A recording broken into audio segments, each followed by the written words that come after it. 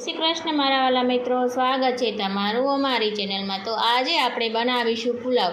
પુલાવ માટે મેં અહીં લઈ લીધેલ છે 1 વાટકી વટાણા, અહીં લઈ લીધેલ છે 1 વાટકી ટમેટાં, અહીં લઈ લીધેલ છે અડધી વાટકી ડુંગળી અને અહીં લઈ લીધેલ છે 1 નાની વાટકી જેટલા બટેટા, જે મેં ધોઈને લઈ લીધા છે। હવે આપણે તેને વઘારી લઈશું। પ્રેશર કુકરમાં આપણે 3 મોટા ચમચા જેટલું તેલ ઉમેરશું।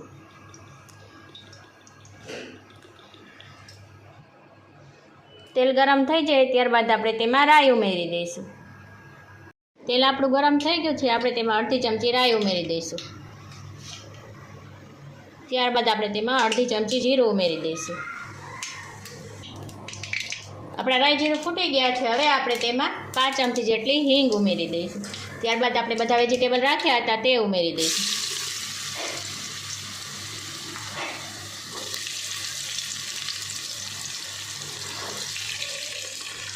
હવે આપણે તેમાં મસાલા ઉમેરી દઈશું। અડધી ચમચી હળદર, પોણી ચમચી જેવી હળદર ઉમેરવાની। મારે નાની ચમચી છે એટલે મેં પોણી ચમચી લીધી છે।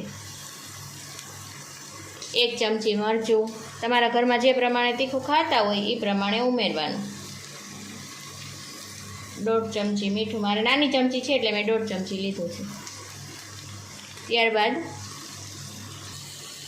1/2 ચમચી ગરમ મસાલો। હવે આપણે બધું બરાબર મિક્સ કરી લઈશું।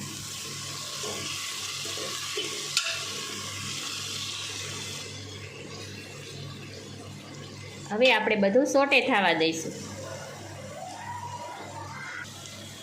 મસાલા આપણા બરાબર સોટે થઈ ગયા છે। હવે આપણે એમાં 3 કપ જેટલું પાણી ઉમેરી દઈશું।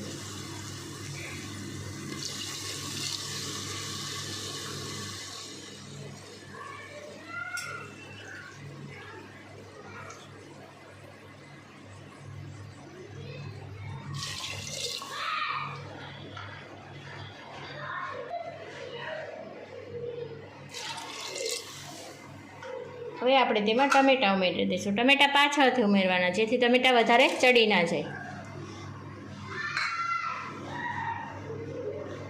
વાટકીથી આપણે પાણી લીધું હતું એ વાટકીથી આપણે ચોખા ઉમેરી દઈશું। 1/4 વાટકી ચોખા ઉમેરવાના રહેશે।